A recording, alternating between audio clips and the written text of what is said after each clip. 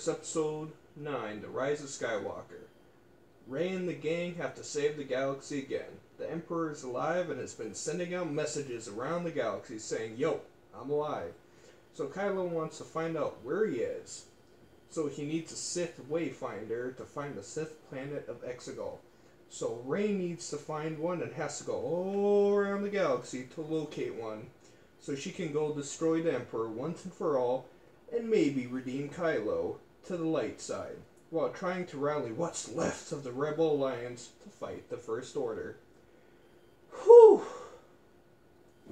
The cons. The Emperor should not be in this movie. It's stupid. Vader tossed his stupid ass off the Death Star. How the fuck is he alive? Rey being his granddaughter is pointless. This could have been a good idea if they planned it from the beginning that way.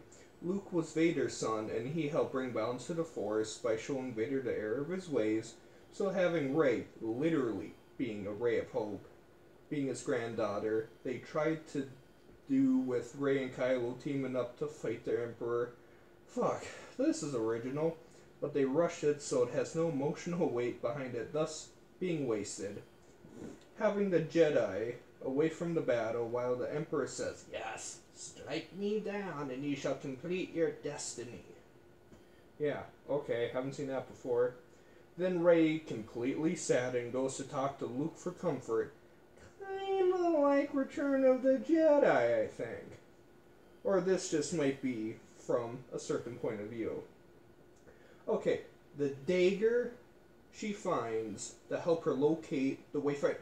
Hang on, I can't. Oh my god, Disney put so much merchandising into this franchise, I can't see shit. Okay, that's better. The dagger that was so important that they had to go and help him find the Wayfinder through the rumble of the Death Star. It's made so conveniently that it's shaped just like the wreckage of the Death Star. Okay, so this dagger she finds. She presses a button. This little... Fuck, I don't even know, this movie's just so stupid. She presses a button. This little pieces of metal pop out. And the jag is just shaped just so conveniently. Just like the Death Star. The wreckage, exactly. How the wreckage is. And as soon as she goes up there, that's where she finds it. Okay, talk about poor writing. Huxley in this movie. Okay, so you find out pretty early that there's a spy in the First Order that's sending, hints, messages, what the fuck ever, to the First Order. Turns out, literally, it's Huxley. Finn and Poe board the ship at one point to get to Rey, and she's there, and they're having this battle and everything, and they get captured, and Huxley just walks up to him, "Hey, I'm the spy," and then immediately dies. Okay, that could have been planned so much better. Chewbacca's fake out death, yeah, like they'd kill Chewbacca. The Force can suddenly heal and bring people back from the death. Now, I have no problem with them expanding on the Force. I think it's really cool because, they really were trying to make this trilogy their own, like, add-on to the mythology, which I'm completely okay with. One of the newest things I loved in it, one of the pros, the Force projection, that was introduced in The Last Jedi. I like that. That is something unique and really cool. But they don't explain it that much in this movie.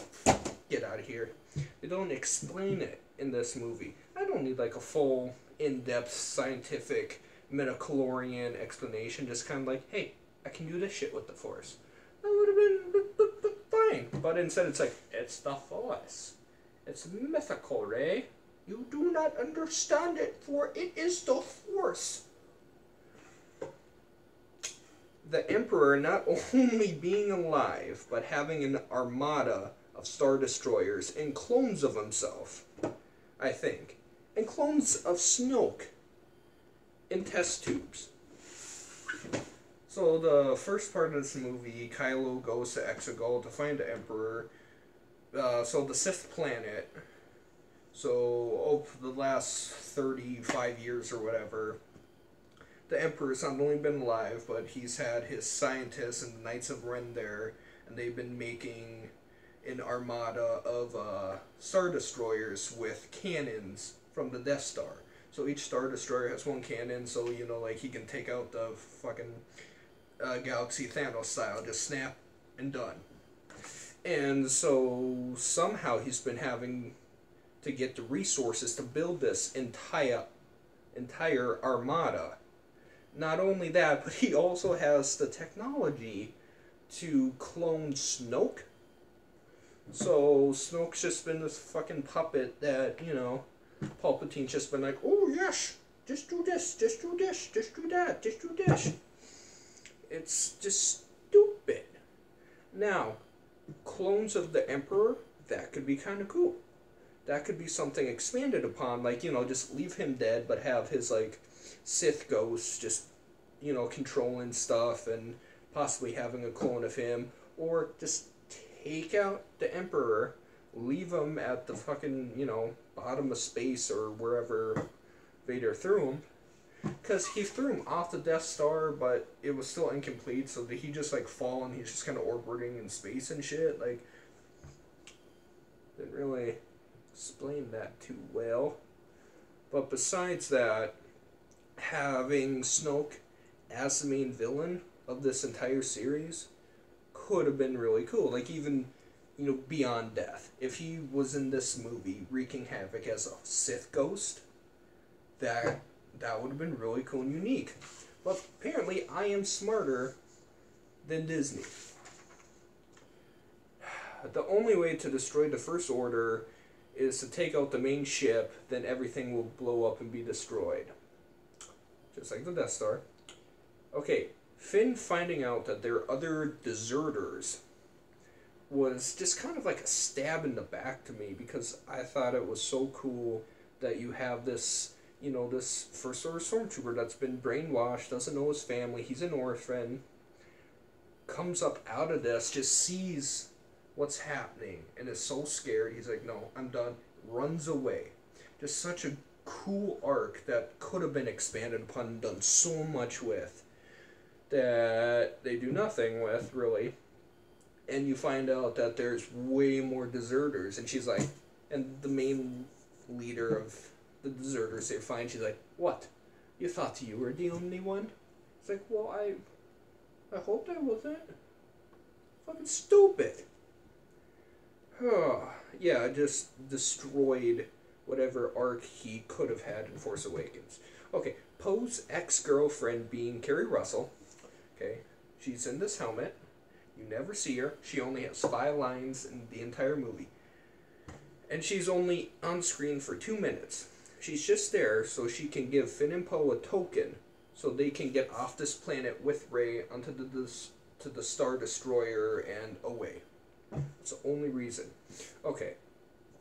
So, just because you have the Wayfinder doesn't mean you can understand it, because you need to understand the Sith language, and since it's prohibited, they take C-3PO and they have to erase his memory in order to have him understand the Sith language. That's why they're on this planet, and to meet with Kerry Russell, because she has a contact that can crack open C-3PO's head and cut a couple rope wires and shit. So when they do this, they erase his memory. And so for the rest of the movie, he's just walking around like, oh, my calculations are incorrect. Who are you? Oh, my. Oh, no, this isn't good. Oh, what's your name? R2-D2? Oh, I think we can be friends. Why would you have him do that? It's pointless. Now, this is too ballsy for Disney, but if they had it where him deciphering this language would just destroy him, so he'd have to sacrifice himself in order to do that, that'd be such a good arc. I mean, because this series, especially the sequel trilogy, is really trying to hit it over the head that war is hell, and sacrifices have to be made to win the war. But what do our main heroes sacrifice? Fucking nothing. Okay. So at the very beginning of the movie, Finn's like, he thinks they're about to die, so he's like, Ray, there's something I want to tell you. Presumably it's that he loves her, but it's never once brought up again. Ever. And Poe at one point kind of makes a comment like, so what are you going to tell her? And Finn gets a little defensive about it, and that's it. It's nothing. Huh. Okay. This isn't a huge gripe. This is a little personal one I have. Rey going back to her hairstyle in Force Awakens when it's in the little three little buns. I don't like that personally because I just don't think that hairstyle looks very good. I'm not a woman. I'm not Disney marketers. That hairstyle might be super popular, but with Princess Leia, they did the thing where each movie she'd had a different hairstyle. Okay, she only had the buns in New Hope, and that is it. I'm just not a huge fan of it, but I understand why they did it. The only reason why they did it is to have Carrie Fisher in it. Because Carrie Fisher sadly passed away, and they had unused footage from Force Awakens, and that's when she had the hair, and so they added that scene in there, so they had to, keep the continuity of the scene, so they just left their hair in it. I'm not a big fan of it. Now, during the final battle, guess what? It's a trap. And everyone is freaked out, and Poe's like, there's no way we can win. Game over, man. Game over. And then Lando Calrissian, comes in while flying the Falcon. Chewie, his co-pilot, and they take out the main antenna, and thousands of resistance ships come in, and they're just like, ba-doo, ba-doo, ba-doo, ba-doo. And Finn destroys the main ship, everything blows up, woo! They all go back to the base and they celebrate. And they're just like, woo, it's so good! And at that scene is when I truly died on the inside, because in Return of the Jedi, when they have that celebration on Endor, it's like a 5-minute scene, and it's slowly panning to all the characters, and the music's just so loud, it's overshadowing what they're saying. And you just feel that emotion because you were on this journey. You saw this loss and the hardships that these characters had to go through. And in this, I didn't feel fucking anything except disappointment. Oh, I'm sorry, table. It's not your fault J.J. Abrams doesn't know what he's doing. So there's always been swearing in Star Wars. It's very light swearing, like hell, damn. But what really struck me as weird is Poe tells C-3PO to move his shiny ass. And just hearing someone in Star Wars say ass was really weird. Like, it kind of just made me want to take, like, a cold shower. It felt weird because Star Wars, especially to me, always felt very Shakespearean.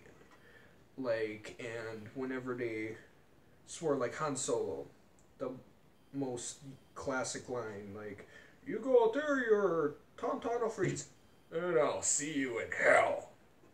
And, goes out to go find Luke. See, that's when it's used appropriately. Like, just, I don't know, if it was just like, hurry the hell up, or, damn, we gotta move. Like, would have just sounded better. It just didn't sound right. Okay. Another big problem of this movie is J.J. Abrams trying to correct what Rian Johnson did in The Last Jedi. So things set up in Force Awakens and dropped in The Last Jedi. So Finn being Force sensitive. So what J.J. Abrams wanted to do was kind of what George Lucas did with, New Hope, Empire Strikes Back, Return of the Jedi. He directs the first one. Other guy comes in, directs the second one. Final guy comes in, directs the third one. And it was supposed to be, J.J. Abrams, Rian Johnson, which he did direct the Last Jedi, got over there. And then Colin Trevorrow was supposed to do this one episode 9. But he dropped out because him and Kathleen Kennedy didn't really like what was going on. So he's like, you know what, I'm out. And but there's a lot of stuff when J.J. Abrams passed the torch to Rian Johnson. Rian Johnson's like, got his checklist. I don't like a lot of this shit. I'm gonna cross it off. Rey being force sensitive. Setup. Force Awakens. He can fairly accurately use a lightsaber. Last Jedi? Meh. Rey's parents being possibly somebody in Force Awakens.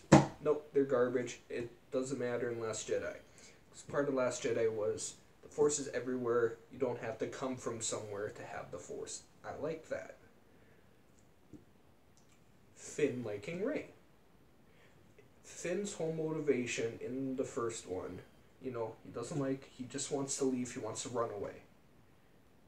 He only cares about Rey because Rey helped him out a bit. And so I like that that's his only motivation in Force Awakens, is he just wants to save Rey. Just like just one ray of himself can help Rey, it just make him feel so much better. Snoke being a badass. So Snoke was so hyped up in Force Awakens that I thought he was going to be a big deal, but no. My favorite scene in Last Jedi is the throne room scene where Snoke dies. That's just cinematography, colored scheme-wise, the choreography. It's awesome. It's such a good payoff. But I'm saying, what if Snoke came back as Force Ghost or a Sith Ghost? That would be cool. Or if there were clones of himself and he cloned himself, or you found the Emperor's mango corpse and was using it to play with DNA, that would be cool. That'd be interesting. Okay, Rose and Finn. Rose was a character that a lot of people didn't like in Last Jedi. Yeah, she's fine. Her side plot was absolutely stupid. The casino part was the weakest part of that movie, and just awful. And then throughout the entire movie, Rose is really liking Finn, and they're getting closer and closer until Rose finally kisses Finn at the end. Never once brought up. She has 2 scenes in this movie, and that's it. Force projection. Mentioned in Last Jedi, and they don't really expand upon, they're doing shit, but they, in Last Jedi, it's a single raindrop that's in Kylo's hand, and shit like that, and a certain smell Rey has that Finn can, or that Kylo can pick up on. This one, it's full beaded necklaces and shit like that. The beaded necklace, I'm fine with, because that's how he finds them on this planet. I'm fine with that.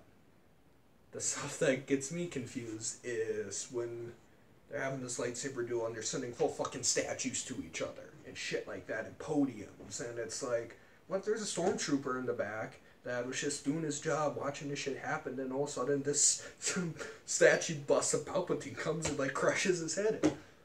He didn't ask for that. I'm sure the First Order doesn't have good, trooper insurance. So, he's fucked. He's got a concussion. He's done. He can't go on disability. That doesn't make sense.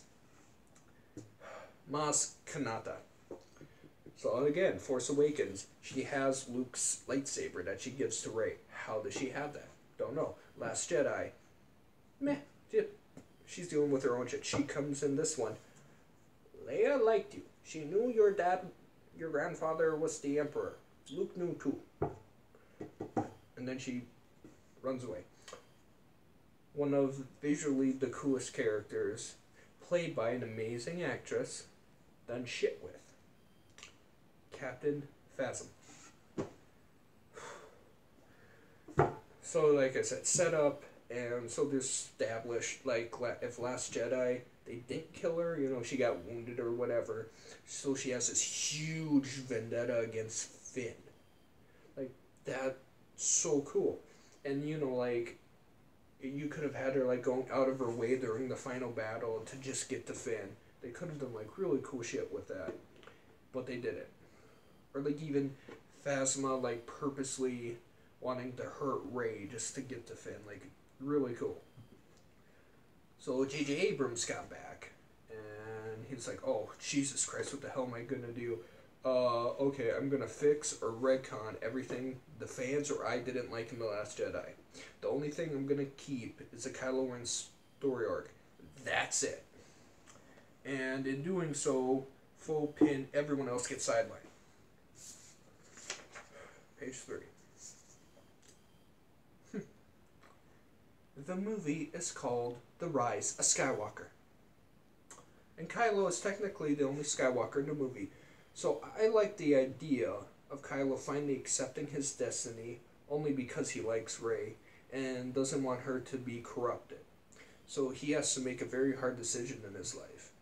He saves Rey by giving his life force to her, thus sacrificing himself. But before that happens, so like, all this I like, but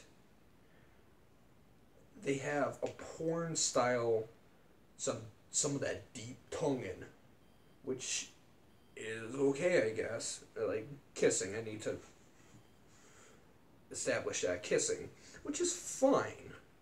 But then he immediately dies. So it's pointless. So either have them kiss and live, or just have them like hug and he dies. Simple as that. Because, okay, this whole ending, I was just festering. Because the ending is at Luke's home in Tatooine. Super pointless, but it was nice to see that set again. And Rey buries Luke and Leia's lightsabers. Yes, Leia has a lightsaber, and Rey uses it, or Ben uses it, and she uses Luke's to fight the Emperor. Sabers, and some random old lady asks Rey who she is, and she looks her deep in the eyes with the music swelling, and she goes, I am Rey Skywalker. And then she turns and she stares at the binary suns. Credits. So my point is, who is rising? Okay, if Kylo lived, then Rey and him lived together on Luke's house, and then together they watched the binary suns. I'd at least say it ended well. Or Kylo dies but does not become one with the Force. Instead, Rey and Finn burn Kylo's body together on Tatooine while the binary sun rises or sets. See, these are two possible endings that would have been so much better than the piss horn shit we got with this. Okay, my biggest problem of this movie is that they tried to undo what Rian Johnson did in The Last Jedi, and it leads to a very jagged, unfocused movie that's constantly just contradicting itself, and these characters are just moving from planet to planet to planet, to action scene, to pointless conversation, and there's no time to just sit and breathe. Just take in the world around you. Take a breath. Relax. Focus and see where you are. Because that's what Empire Strikes Back, Return of the Jedi, and New Hope did so well. They would show us these environments, but they had the dialogue and the characters to back it up. In this series, we have some good dialogue, some good characters, some good locations, but just can't fit in the correct puzzle pieces they want them to. It's like, you know, you see a puzzle and you just start shoving fucking pieces together, and you take a hammer and you try to smash it together and be like, well, it kind of looks like a horse, but it also kind of looks like a piece of shit. Huh. I think it's fine. And with the characters running around the galaxy looking for the stupid MacGuffins like the dagger and just random characters that don't matter, and rehashing story beats from the originals because that's what we wanted to see. Something that should be new, but instead it's just a rehashed and recycled movie that is only carried by Kylo Ren and the visuals and the occasional cameo. This was the most disappointing movie of 2019 for me, and a soul-crushing defeat as a Star Wars junkie. This is not the fix I needed. Now, the pros. Okay, I only have 4 pros.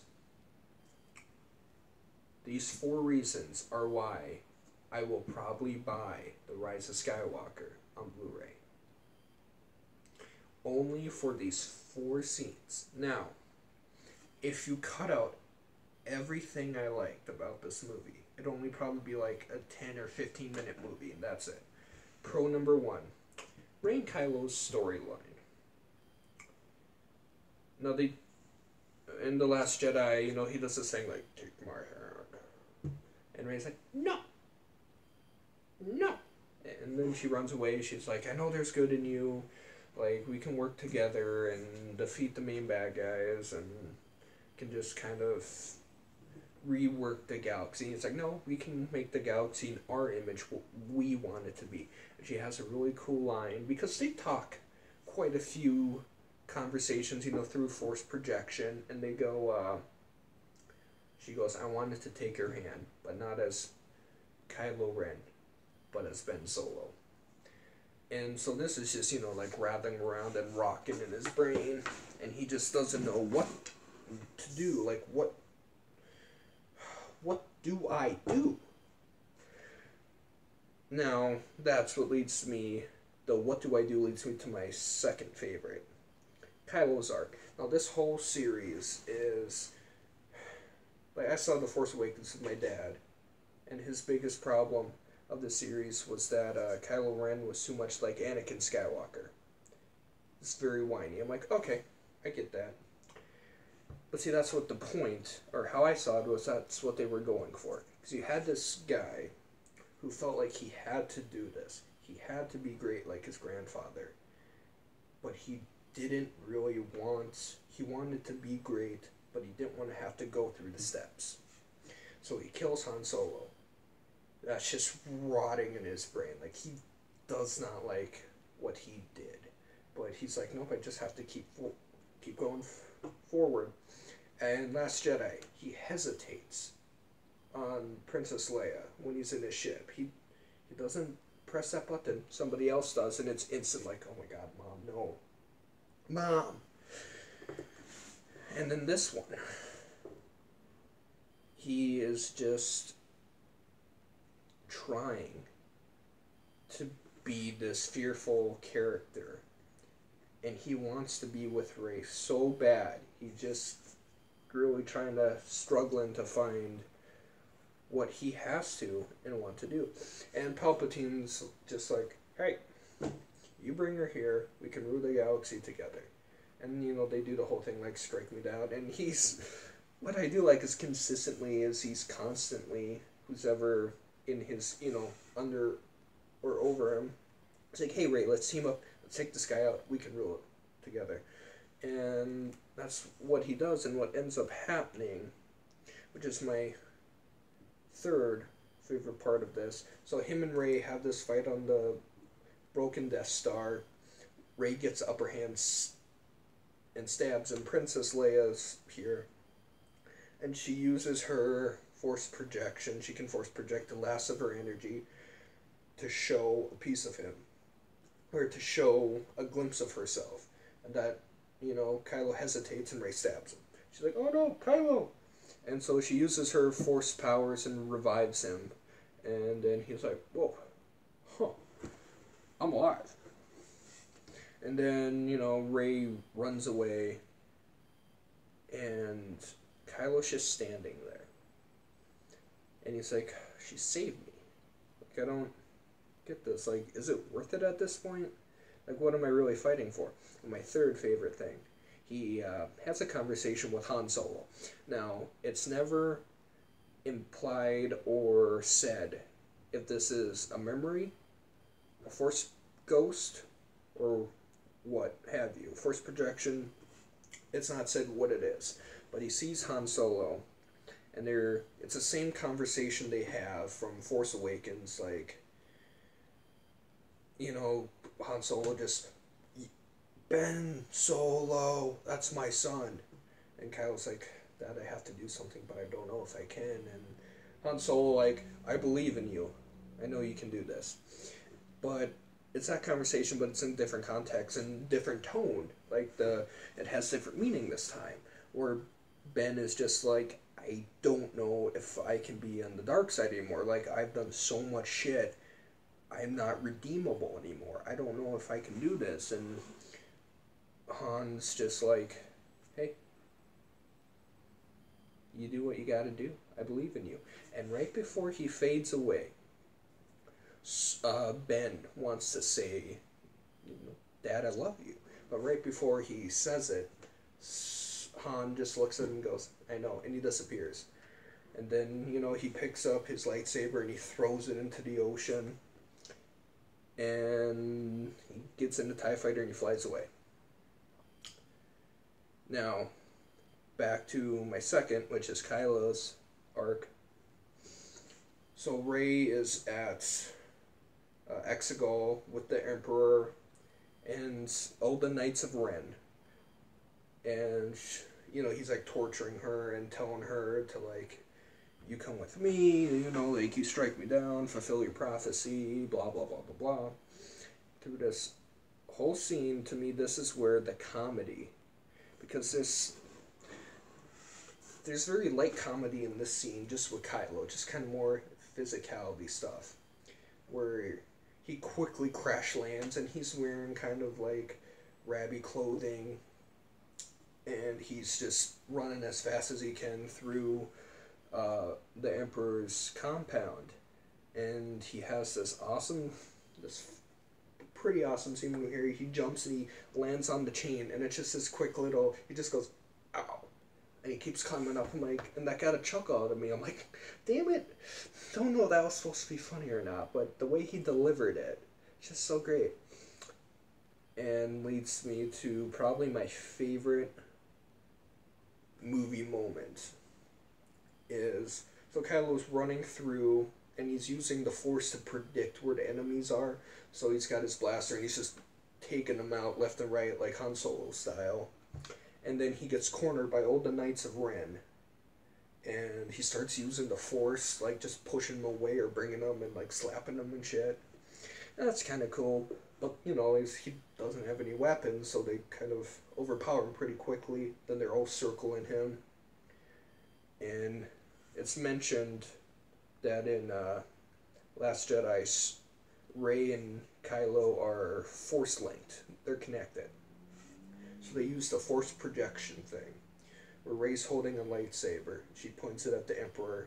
She, brings behind her back, and she just lets go. Then she does this, and she doesn't have any more.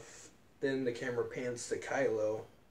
Then Kylo lights up the lightsaber, and he brings it in front of him, and he kind of does this little thing where all the Knights of Ren are standing, and they're all scared, and he just does this little head tip, and he starts fighting them. And I was just so happy. I'm like, this is like the coolest scene. Because there are, this is the one scene where they do let a moment be a moment, but you can tell that they are kind of rushing it just so they can get to the Emperor and Rey and Kylo. And it's like, no, because we need more scenes like this where characters are just either fighting or just having a good conversation. And so, the fight happens, and Kylo's taking them all out, and then he runs to Rey, and him and Rey fights the Emperor, and the Emperor sucks out their Force essence, stupid, and repairs himself because he's missing fingers and shit, and just starts Force lightning at Rey, and Kylo's dazed. He's just like, bleh. Well, Rey picks up the lightsabers and basically sacrifices herself and destroys him, and Kylo's like, no, and uses his Force energy to bring her back, and they make out. I mean, it's nice that these characters did get together, because I did really sense the romantic tension between the two, and I actually generally like those characters together. It just doesn't have a satisfying conclusion. That's what makes me even more upset about this movie. So that all these characters that I did really like just don't have a fulfilling conclusion. Now, the fourth thing I like. the visuals. This movie is visually stunning. Its use of color, shadows, and just different paints, and I mean, it is just so pretty. And use of perspection and projection, so cool, because they'll just have like Kylo when he first goes to Exegol. It's so beautiful. It's just, there's just dark blue smoke everywhere, and it's just black and dark, different colors, and he's just walking there, and he takes out his lightsaber, and he's using it kind of as a torch, and just the red glaring off of his face through this temple he's walking through. It's just beautiful. And but by far visually the best looking piece is the Death Star in Yavin 4. Assuming that was Yavin 4, it's never really implied. It's just so cool. It's when just visually, and you, because it's in the middle of the ocean, so the water's just hitting it, and Kylo and Rey fighting on top of it. It just looks so stunning that it's wasted on this movie. It saddens me. So, one final thing with the pros I mentioned with the comedy. There's one line that Finn and Poe, which their banter back and forth I really liked, but they just do nothing with it. And Poe kind of giving Rey this look like, you're cute. And Finn getting defensive about it. That I liked. That he's like over kind of protecting of her, even though that she's far, you know, kind of like a Mary Sue with Star Wars, or in Star Wars with the Force. That's another thing, is that everybody in Star Wars is connected, and it's like, really? Did she have to be the granddaughter of the Emperor? Pointless. I'm getting sidetracked. But the final piece of comedy I liked in it is just Poe and Finn, they look at each other, and they've both been promoted, and they're both generals now. And they kind of do like a Spies Are Us thing, where it's like, General. Got a little chuckle out of me. They don't dwell on it too long. It's fine. Okay, now the nostalgia. So like the member berries. Lando Calrissian. Not necessary at all in this movie, but I love them. I needed Billy D. Williams because he is great in this movie. I mean, he's having time of his life. It's pointless, and they don't really do anything spectacular or overly amazing with him, but it's cool to see him. Like Luke in Last Jedi had a very important part in that movie. And, you know, Solo in Force Awakens had a point. The point was kind of to die, but what do I know? And, you know, he's having fun, he's being suave and everything, and they have a nice little moment where they have a funeral for Princess Leia. And they have a nice moment where, you know, like, Rey's, like, crying over her, and she, you know, catches her breath and just kind of, and she looks in the corner, and it's like Lando's there. And so, like, you don't know how long Lando's been there. He's just kind of in the corner just watching over her, like, that I liked. That was cool. It's a nice little moment. Another one that was completely pointless, but I liked it. When Lando's flying the Falcon, because, okay, that's another thing. You just gotta have Lando fly the Falcon, I guess. J.J. Abrams like, hey, fuck, that's good. In the gunner seat, on the bottom one, Wedge Antilles is in it. Just super quick, like 2 seconds. See him like, he got one, as he's shooting it. It's not necessary, and it's pointless as fuck, but fuck it. I liked seeing Wedge Antilles flying. It was so cool. Another little thing. Rey goes back to the planet in, you know, Force Awakens. No, not Force Awakens, fuck. Last Jedi that Luke was on, and she's like, oh, I, you know, broke the ship that I flew here. I need a new ship.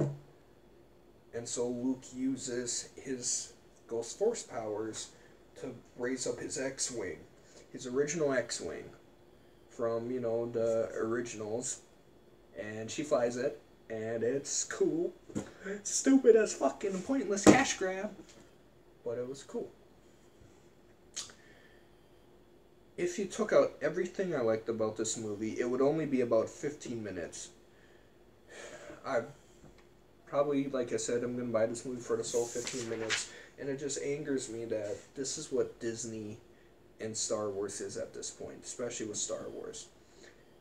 It's just, they're just taking this material they have, and they're just making whatever they want with it, because they know they're going to make money. And that's just it, because they're like, you know, we have fans, and so we're just going to push it out just so we can get money. They don't really take any gambles with the story. It's all just very traditional, just kind of story beats, and it's pointless, and it's like they didn't... It's like retconning something in the middle of a series as it's being made, like something pretty large. Like, the shit they were doing with this just makes it feel clunky, unnecessary, and sad. Because I didn't really like The Force Awakens, but I love seeing Star Wars. Like, oh, Star Wars, it's back, it's awesome. Like, it makes me happy. And even after Last Jedi, it's like, I know it wasn't the best, but I still like these characters. I want to see what happens with them. And this being, you know, like the final chapter, just wasted opportunity. And it just makes me so upset. Well, that's it. I don't have anything else about Star Wars.